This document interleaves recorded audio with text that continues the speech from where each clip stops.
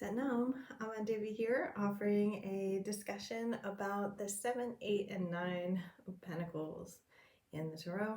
You can also take this as the 7, 8, and 9 of Diamonds if you choose to read playing cards that way. We're looking at 2 decks today. The traditional Rider-Waite here at the bottom, and I think it's important to recognize Pamela Coleman Smith as the illustrator and perhaps main influencer in the Rider-Waite deck. We often take this as the deck, like the Godfather, like the beginning or what we reference when we look at meaning in the cards. I think it's important to understand that there are decks that came before that. It's my understanding this deck came before that. Thank you, Alex, for this deck. This was printed in 1709, if I've got my history correct. And it's also my understanding that the use of cards was condemned by the church in the 1800s, which might be why we have this gap between the two. It's also my understanding that this has a heavy influence of the playing cards, whereas this is a spin-off to then illustrate meaning behind the deck. The 7. When you tell me the number 7, I often think of learning. And when we look at the traditional Rider-Waite, we're looking at planting seeds. Intention.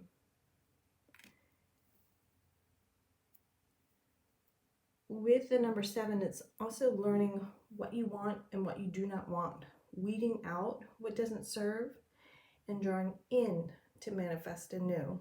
And just like it takes time for roses to grow, it takes time for your intention and your knowledge to come through of what it is you want and to get very clear on that.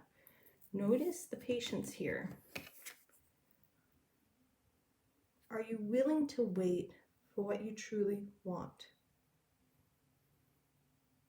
or what's best for you? When we get to the 8, notice how there's a sense of balance here.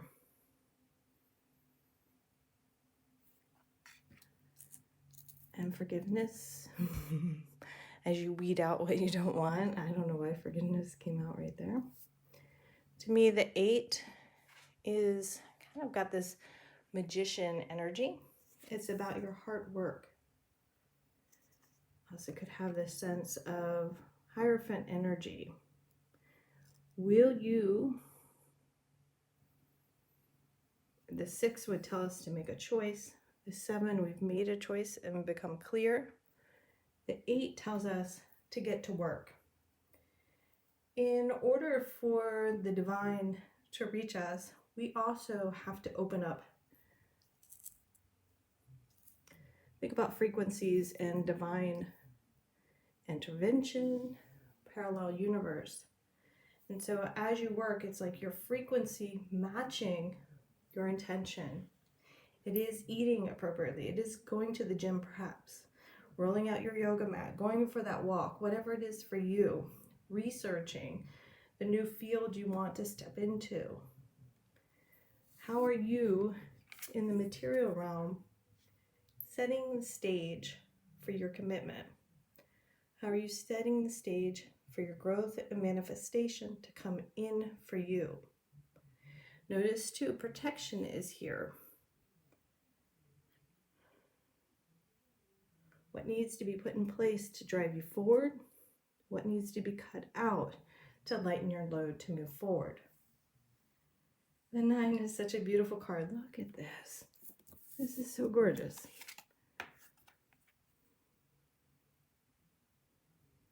Look at that.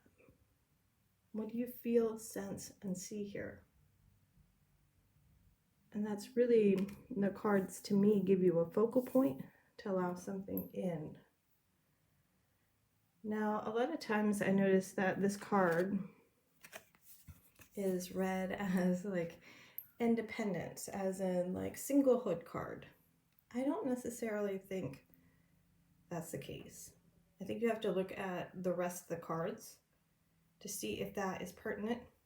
Notice we have 6 on one side, 3 on the other.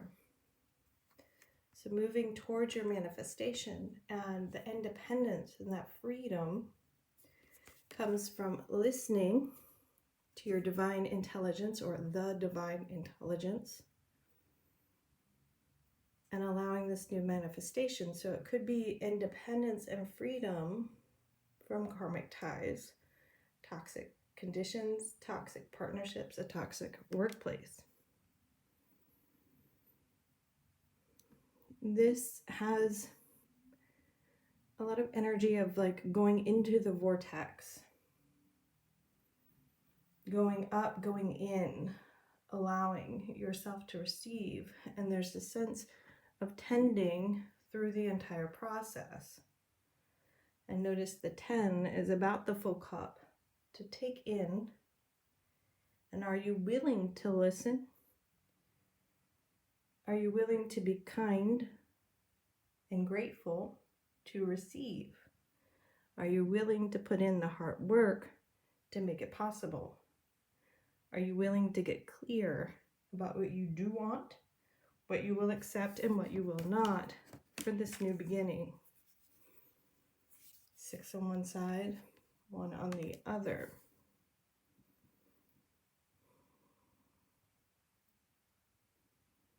Six has a strong momentum energy, so continuing to drive yourself forward toward this freedom and success.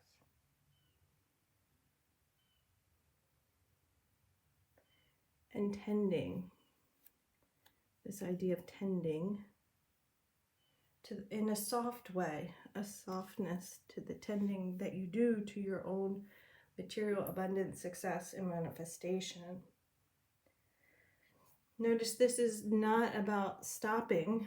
They're not out of the garden, rather enjoying in the moment. The castle, your home off in the distance, perhaps. What tools are at your access in this infinite flow of abundance and energy? And again, are you willing and ready to receive? Are you ready and willing to put in the hard work? Are you willing to make a decision that supports your growth, happiness, joy, and love? Love for yourself, love of life, love for another.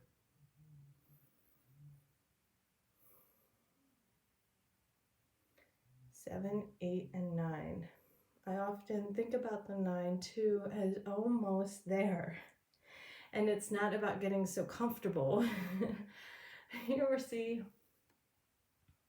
I don't know why I'm seeing someone like celebrating after the touchdown. Like, yeah, celebrate those wins as they come in, right? Celebrate each moment.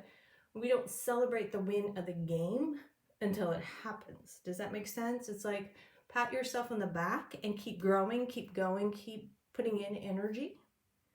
And the 7 is the choice made clear. The contract stated, your terms and conditions. What do you want? What do you not want? And you've learned where your boundaries are and what you need for you. And with that decision becomes action on your part to begin to manifest the new life for you.